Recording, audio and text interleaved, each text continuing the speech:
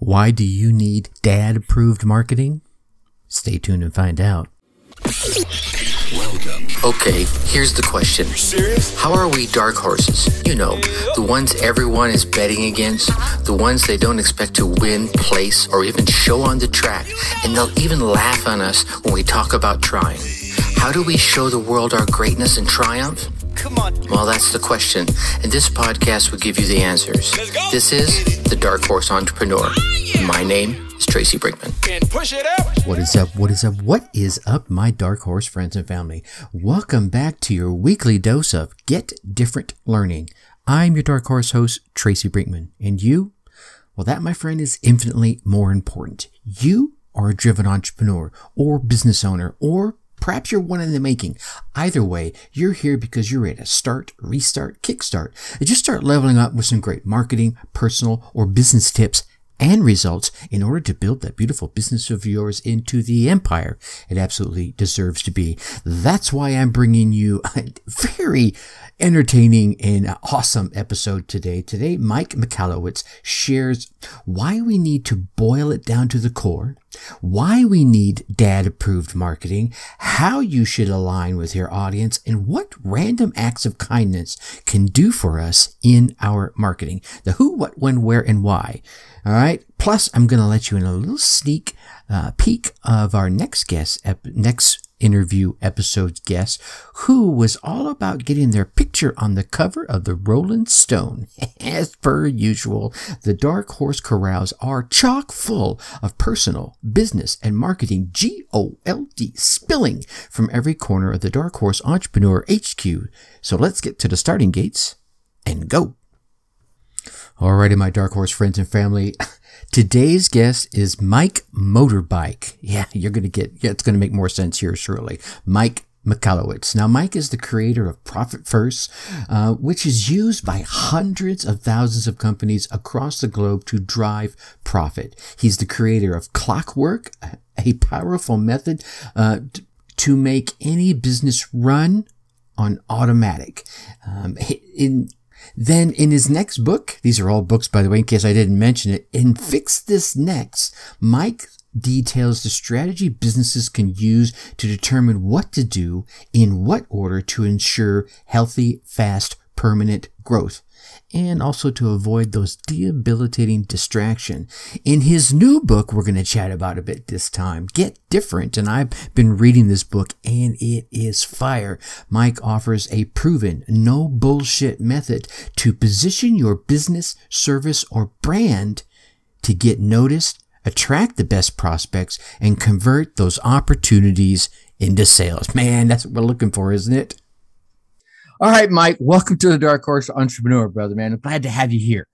Oh, Tracy, it's a joy to be with you. So thank you for having me. I definitely appreciate that. And you're rocking the beard. Yeah, I'm trying. Right? Listen, I'm not nearly your level, obviously. I aspire, but I don't know if you experience this. You got to get approval at each level of growth from your wife. So at first I had just like a scruff thing and she's like, yeah, it kind of works. And I let it grow. And she's like, I kind of like it. And I got to where I am now, maybe like a 2-inch growth. And she likes it. I let it grow a little bit longer. She's like, I'm not liking it. So I said, okay. You found that level, right? Yeah, for now. And then I'm going to push it again. You know, you push a little bit. It's like stretching something out. You push it. It's like practicing your skills, right? Exactly. My wife and I, we're avid, like, not thrift store. We go to thrift stores too, but we like going to like the swap meets and the craft fairs. Yes. And they have this huge one. We have this place up here in Southeast Wisconsin called Holy Hill. And it's just like it sounds like it's a church up on a hill. It's cool. I think it's St. Mary's Cathedral or whatever it is. And once a year they do this huge, all these vendors come up and the lions are there and the whole 9 yards. And so we were there, and as we were walking along, checking things out, and what's really cool is it goes through the woods. It's not like set in a parking lot. So it's like cut into the woods and stuff. Yeah. So it's really pretty.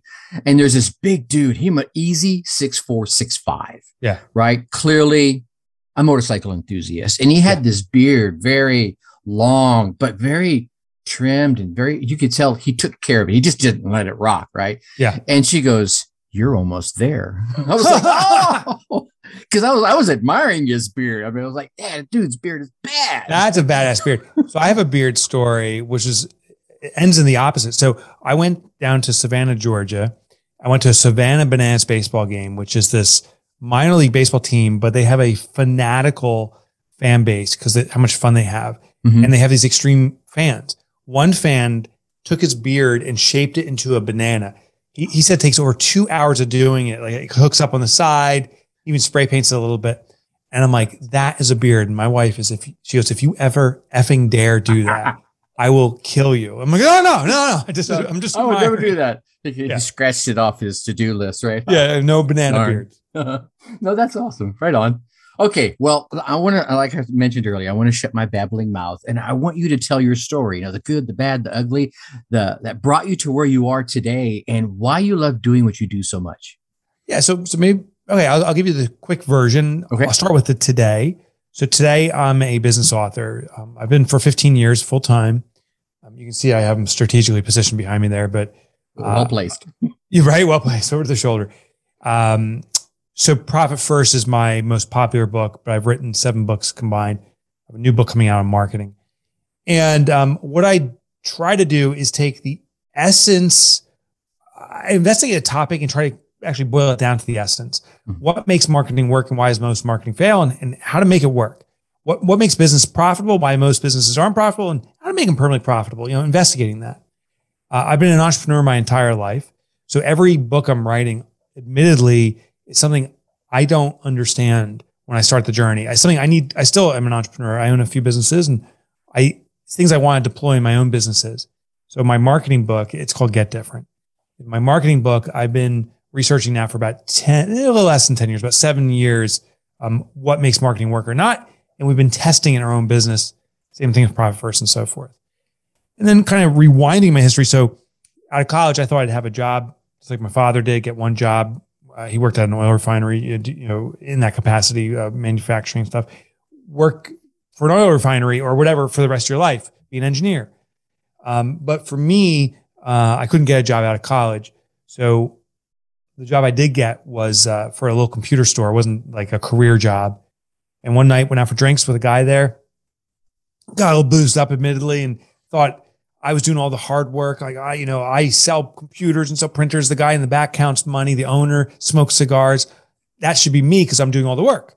So in a drunken stupor, I decided to start my own business that day, that next morning, hungover.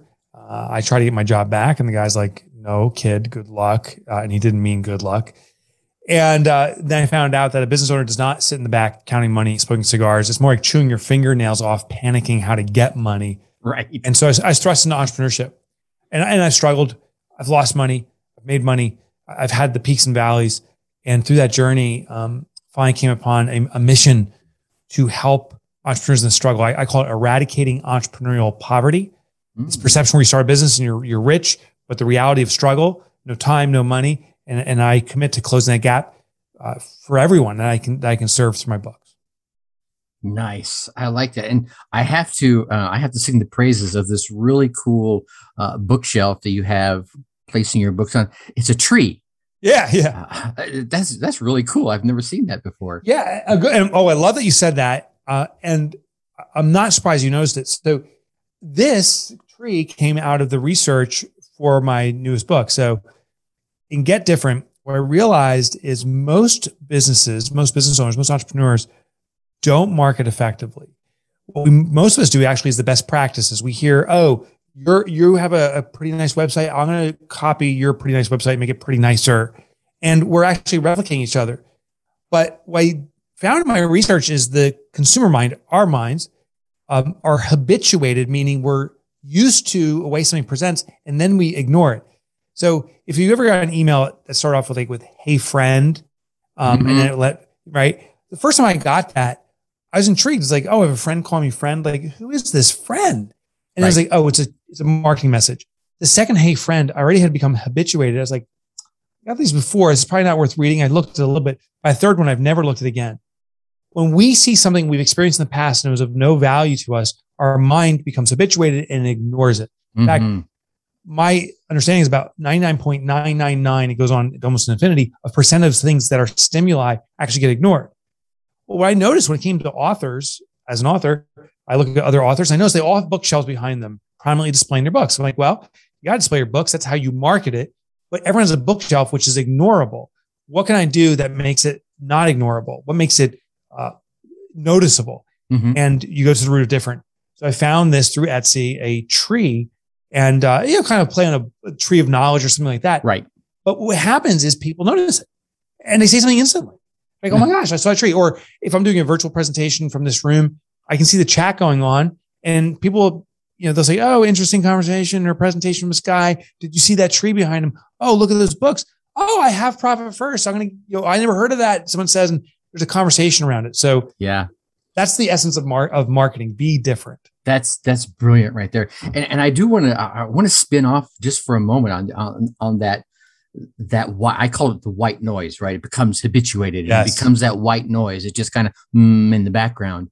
I had one of those same experiences where I was noticing it. I caught this email and I didn't recognize the from. Okay. But it said, hey, are you still up? Okay, let me check this one out. And just like you, it's like that Hey You experience. It was an affiliate marketer trying to butcher some, send out some product. I'm like, okay, well, move on.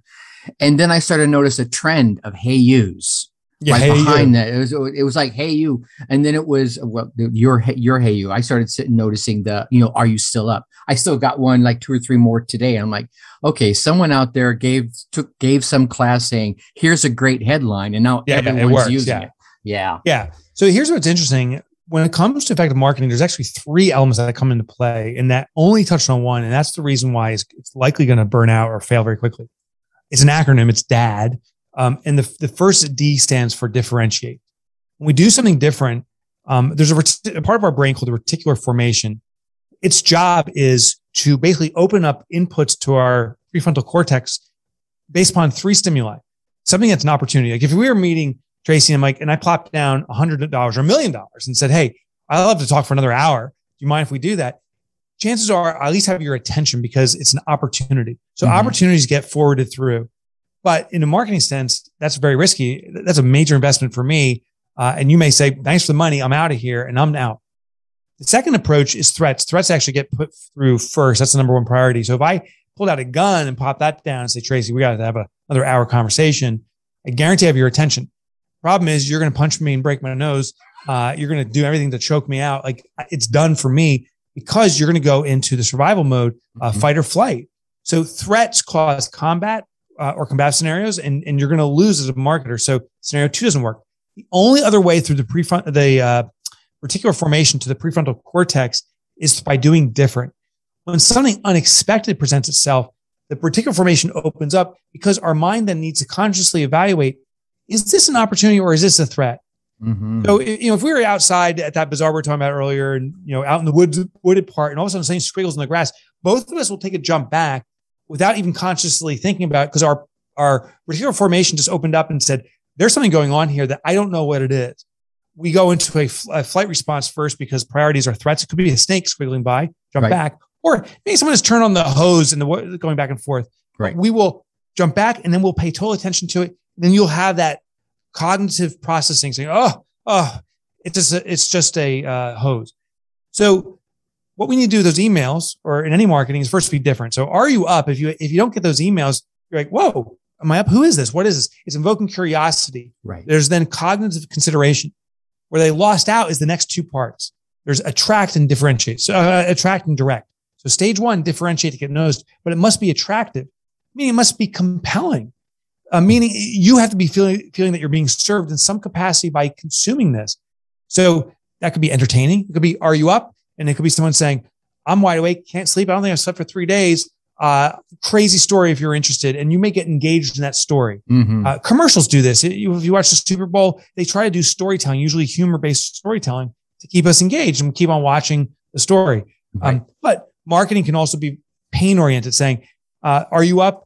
If you're reading this, you may have insomnia like I do. If you suffer from insomnia, I found something that serves me. I'd love to share it with you. The last component is then direct. And direct is to give the prospect a specific action to take. But here's the key. It needs to be reasonable and safe. So that email starts off with, are you awake? And then it says, emailing you because I'm a sufferer of insomnia. I'm literally up right now. And maybe you are too. If you have insomnia, I found a solution for this.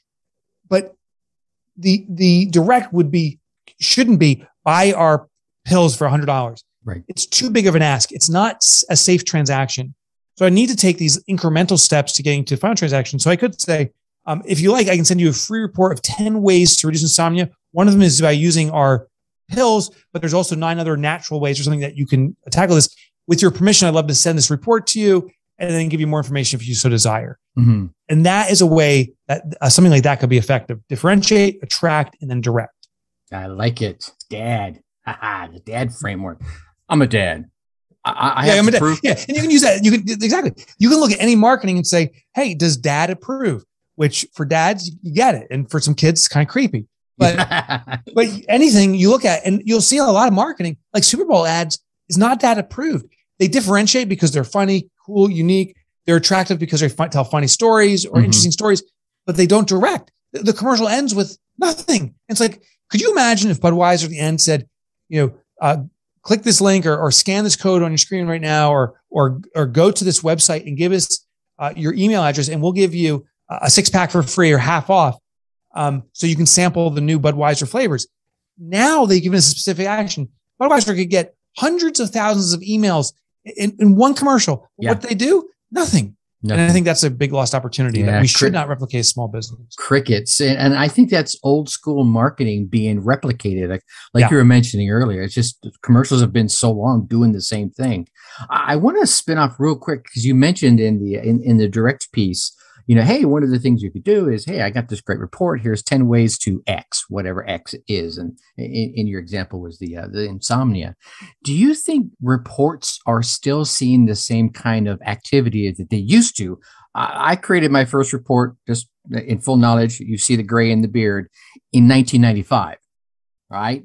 So way back. So I've been in the report game, and I'm seeing videos obviously getting a lot more play. Yeah.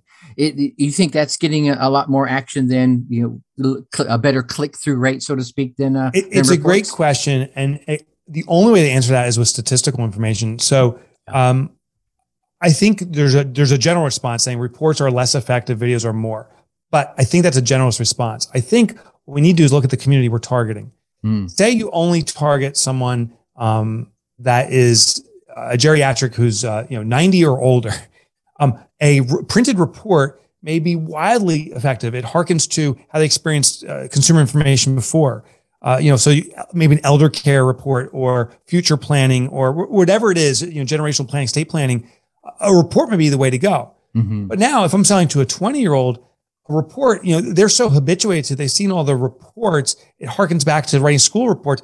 I'm not paying attention to a report. Yeah, I want a video that I can consume in 20 seconds. Yeah. So, as I was doing my research for writing this book, what I found is that we have to identify the community and do something that is different, meaning it gets our attention, but also is attractive.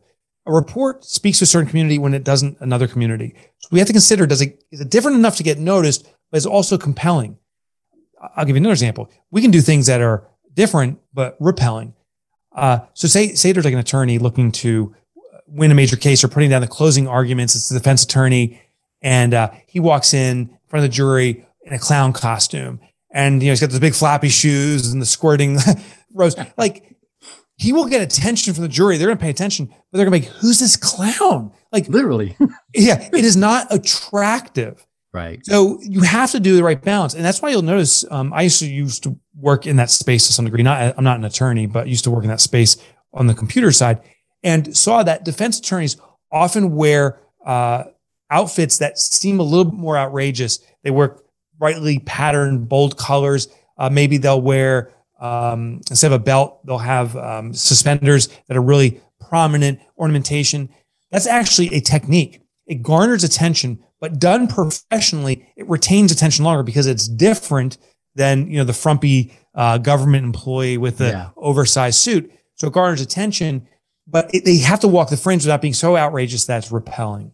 Yeah. That's a good point. Those are great points. And I think that comes back to some of the copy me, copy you environment we see a lot especially in the online marketing, right? Where I think some of the newbies are coming in, they're signing up with X funnels this or totally Groove X this, you know what I'm talking about? And they're following the formula. because they don't know any better, right? They're going in there and they're saying, here's what you need to do. Follow my blueprint, and I'll even give you templates, knowing full well they're supposed to, modify them, but they're just going out there saying, here's the thing, and burning out emails and burning out visuals. And next thing you know, they're like, why am I not making any money? I know. So there's this concept of best practices. What really best practices can, and when it comes to marketing, can be saturation. In my industry, the best practice is send an email every 2 days and have the subject line say, are you still up or whatever. Mm-hmm. And now I have the same community being hit by the same message in the same pattern. They become habituated, saturated with information. And the best thing to do, of course, is to break out of it. But there's an interesting, compelling reason not to change, to do the best practices, is simply fear. You're now listening to the Dark Horse Entrepreneur Podcast. It's safe to do what I'm told to do. It's safe to call in the lines. The second I do something different, what if it fails? What if people make fun of me? There's a lot of this kind of Neanderthal rooted fear that ruminates throughout us, and we don't take action. So here's the great irony, Tracy, is that we want to stand out without standing out. We want to be different without having to differentiate. We want to be noticeable by being unnoticeable. There's this kind of bipolar thing going on. What I've been telling people, if you want to build your marketing muscle around different, simply do random acts of kindness, because there's no marketing expectation. Do something for someone without them ever discovering you, and for them to have a joyful experience. Pay someone's marketing meter without them knowing, or leave a kind note for someone, or a flower on someone's stoop and never let them discover you. Just pay for the person in line behind you and take off before they can say thank you. Mm-hmm. What that does is, first of all, it builds this internal joy. And I've been doing stuff like this regularly now. And it's just, my gosh, it feels so good to do stuff without being noticed. But secondly, it starts building that muscle, saying like, oh my God, the world doesn't stop when I do something different. Because most people don't do random acts of kindness. And when you do, it's like, oh my gosh, like I'm not getting booed off stage or something like that. And it starts dipping your toe in the water. It's a great way to start building that different muscle before you actually go out there and deploy it in your direct marketing. I love that. I'm a big fan of the random acts of kindness.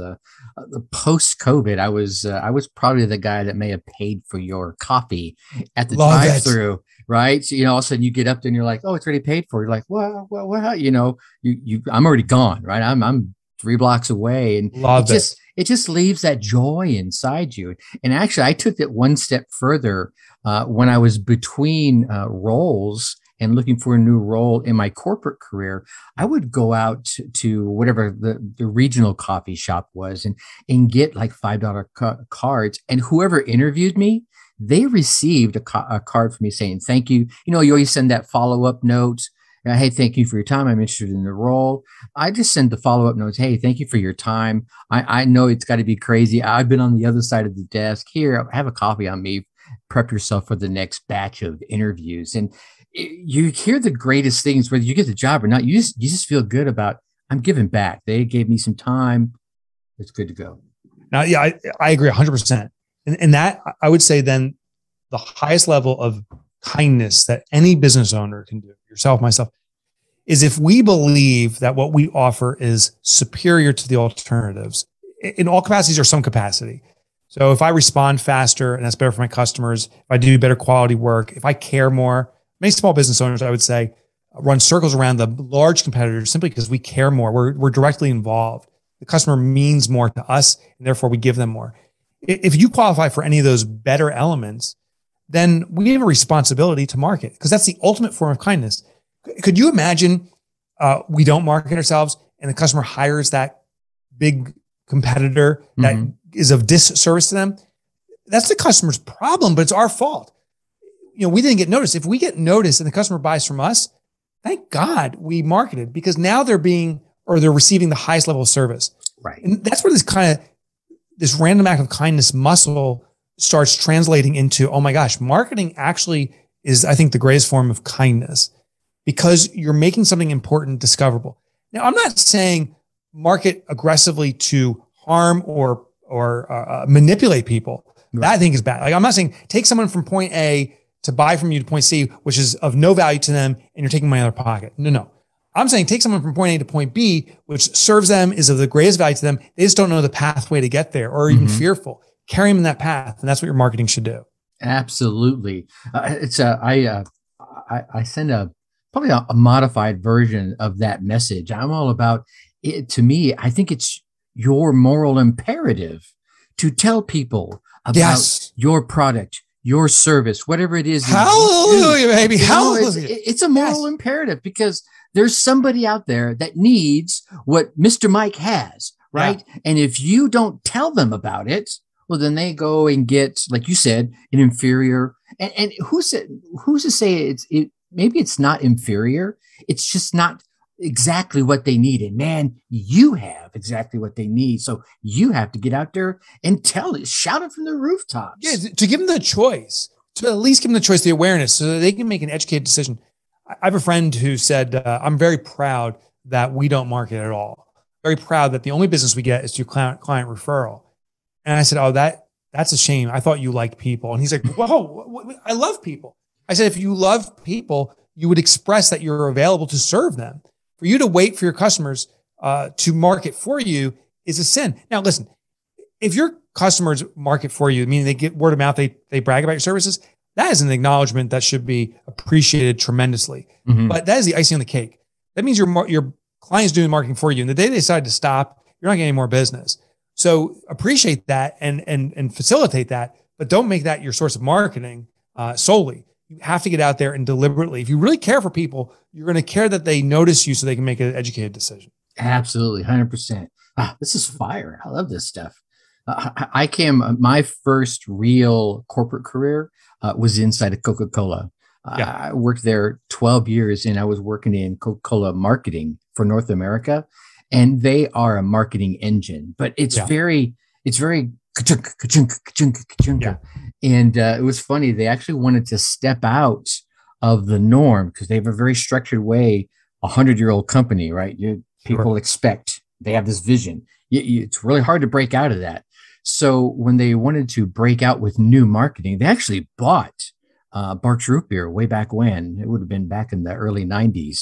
And they decided, all right, this is where we get to exercise our marketing muscle. And they come up with some really cool commercials. And then when energy drinks started getting popular and Coke stepped into that arena, they were able to, because now they're going towards that younger crowd, not those, those folks that remember. And it was wild to watch the completely different types of marketing that was happening inside the same umbrella. But for obvious reasons, your crowd, right? We were marketing Sprite completely different because it was really all about Sprite was one of the anchor sodas in the NBA. So they had a very target market there. And then you had the old product, the flagship Coca-Cola, which again, like I was saying, that's that 100-year-old brand. You have to stay true to that vision. And then with the new things, like when Surge came out, you had kids. I remember this one commercial. They showed these kids in a hoopty, headed towards a dirt field. And anybody who's been a young man and driven any kind of car towards a dirt field, what's the first thing you do? Donuts. Right? Yeah, totally. They're flying around the car. You see the car doing circles, and then they show the camera angle from the hood looking at the driver and the passenger. All of a sudden, right across the camera, the product comes flying by. Oh, awesome. As they going in a circle. Then they started doing it the other way, a figure eight. It slid back by again. And I'm like, that's perfect. Yeah. That's a form of immersive marketing where you build the context of something that's attractive. So that's an aspirational component. Like, oh, I want to be in that car doing donuts. It's something that you want to experience, you're engaged in it, and then you immerse a product within it. You see it in movies and stuff like that too, where the product is not the centerpiece, but it's part of it. And, but it also is kind of the hero. So the experience they're having is amazing. And, clearly they're celebrating it with, or they prepared for it with Surge. So it played a role in it so that we anchor that in our mind. At small businesses, when people hear about commercials like that, they're like, that's amazing. I can never afford a commercial. And I'm like, the goal is not to run a commercial. What we're going to do is we're going to do small experiments, and there's hundreds of platforms. Email is very popular right now, but you could do billboards, you could do print, you could do catalogs, you could do affiliate. You could foster some kind of party program like they did with Tupperware. But you could think of something radically new. So to give an example, I'm actively speaking. COVID's put a crunch in live performances, but I'm actually back on the road. I just returned and I'm heading out on Thursday. What I noticed on a recent flight, this is about 2 months ago, I turned my phone on before taking off, and I noticed all the hot spots or what do they call it, personal hubs or whatever for individuals. And one person had like the CIA as their code, and it was very funny. And then it's like, that's a marketing opportunity, because I looked on the plane and everyone's hopping on their phone. When I looked out in the terminal, everyone's on their phone. So what I did was I bought a Wi-Fi wireless access point. You can get them for like $25, small one that fits my backpack. And I put a battery on it, but the access point, it says buy, get different. My new book, Buy, Get Different, on Amazon. So I turn this on, and now when I'm at the airport, I just put my bag down and people turn on their phone to connect to the internet. They see the free, airport internet, but right below they see listed Buy, Get Different on Amazon for me.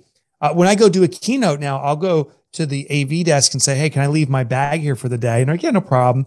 And then I just let it sit there. And so as people walk into the conference, they're all hopping on their phones to get on the internet. They're seeing that wireless access point with my sales message. And I go on stage, I do my presentation. Tracy, people come up to me and they go, dude, you wouldn't believe this. This place is marketing your book. They say to Buy, Get Different. I'm like, oh no, that's me. That cost me $25 plus the battery, which I got for free as a gift. It's a phone charging battery. Right.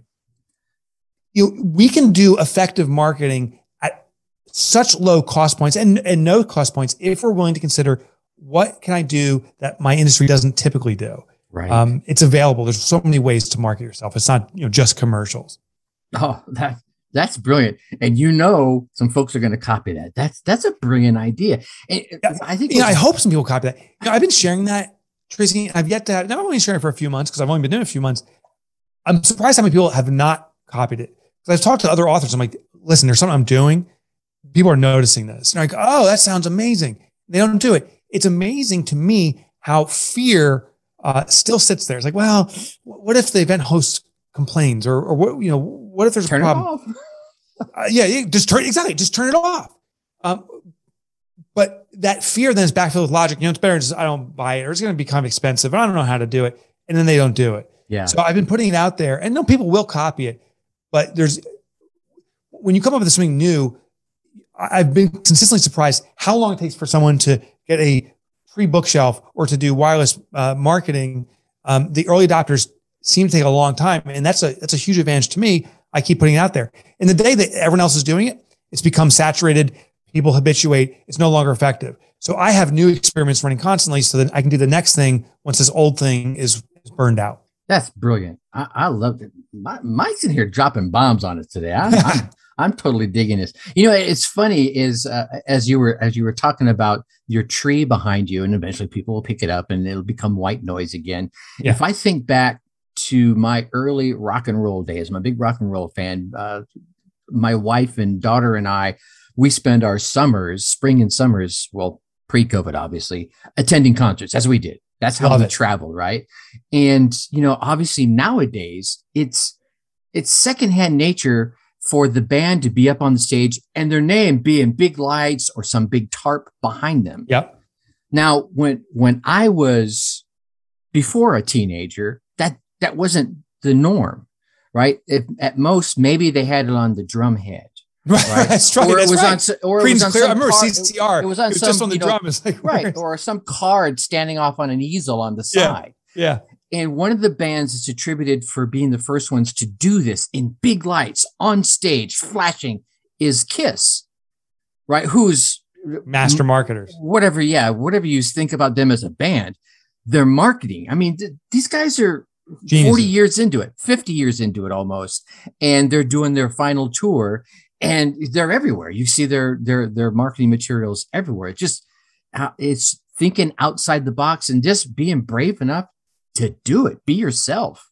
There's a technique you can use. I didn't write about KISS specifically, but there's a technique that they deployed that I do write about in the book, and I call it the EST technique, as in the superlative of a word when you add S to it. So you can be small or you can be the smallest. You can be fast or the fastest. Mm-hmm. What KISS did is because I remember reading some of their history, their makeup and so forth. You know, they went to an extreme version of that with the costumes. They took metal and they really defined glam metal or glam rock. Right. And that was so noticeable that you can argue, you know, their songs, even though Detroit Rock City is probably one of the most badass songs of all time, in my opinion. Thank you. You're welcome. While you can say, well, they're not nearly as sophisticated or talented as musicians as Led Zeppelin or someone else. They grabbed the est of being the craziest or most unique est presentation of themselves, and it became unforgettable. Other bands tried to replicate that, but it was too late. Kiss had already defined it.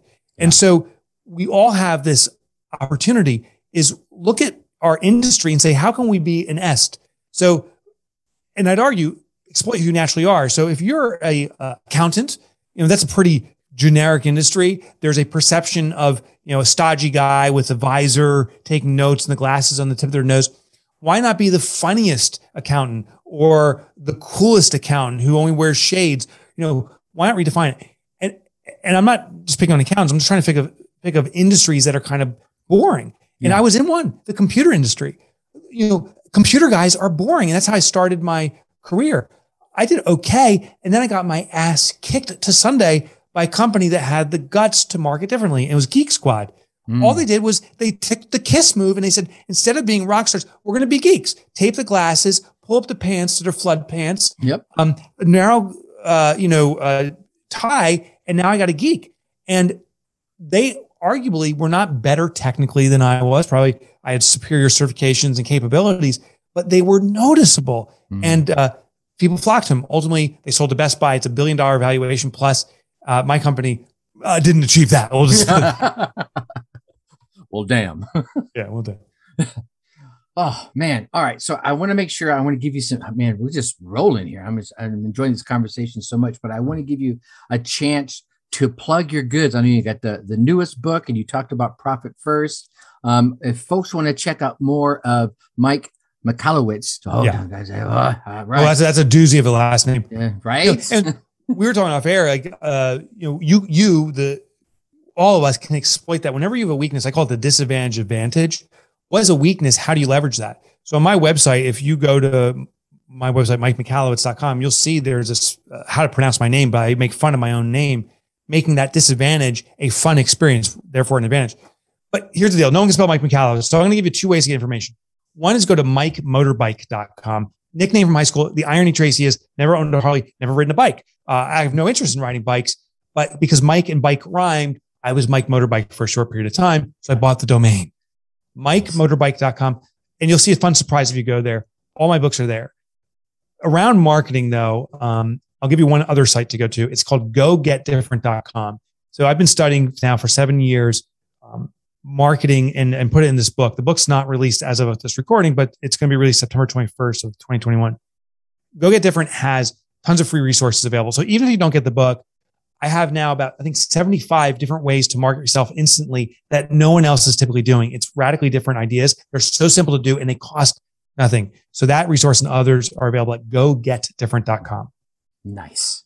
That's perfect. Mike, thank you. I definitely appreciate your time. And any final thoughts you want, any words of wisdom you want to leave everybody with before we say goodbye? Yeah, just the final thought would be go out and do. So, we hear things, but then they drift off and then we never get to it. In months and years pass. If you believe in your product or your service, you got to start selling, you got to start marketing. And I would just challenge you today. The one thing you can do is do that first random act of kindness. No logo, nothing, but just be of service to someone else and see how you feel. That's the feeling you'll get when you effectively market. And so we can start today. Absolutely. Words of wisdom. We're going to leave it right there. All right. There you have it, my dark horse friends and family. Mike Michalowic dropping dad-approved marketing bombs on us. What thoughts resonated with you? Here's a few that clicked with me right out of the gate. Thought number 1, boil it down to the core. Mike started us off with what is probably one of the greatest pieces of advice anyone could give any business owner. Boil it down to its core essence. How often have we heard of, or we have started an adventure, a business, knowing or at least being aware of that core essence, right? Maybe we're standing in that field of clarity, and we start traveling along the path towards our vision or our dream, and we get pulled in this direction, we get pulled in that direction, we get waylaid by some shiny object or piece of software or promise of being able to reach our goal without any work involved. Yeah, we've heard those, right? Then all of a sudden, there we are. We're no longer in our field of clarity, but rather we're deep in the darkened woods of confusion. Now, if we would just stop, take a breath, and return yourself back to that field of clarity, back to where you knew what it was you wanted and how you can attain it and what work was going to be involved to attain it, you could and you can move yourself towards that goal, that dream, or that business. So stop, take a breath. Get back to your field of clarity now. Now, yeah, sure, you might have wasted some time and perhaps some resources along the way. But if you stop now, like right this very second, and regain that clarity you once had, you can stop from continuing to waste that time and those valuable resources. Plug that ship up, y'all. All right. Thought number 2, have dad approved marketing.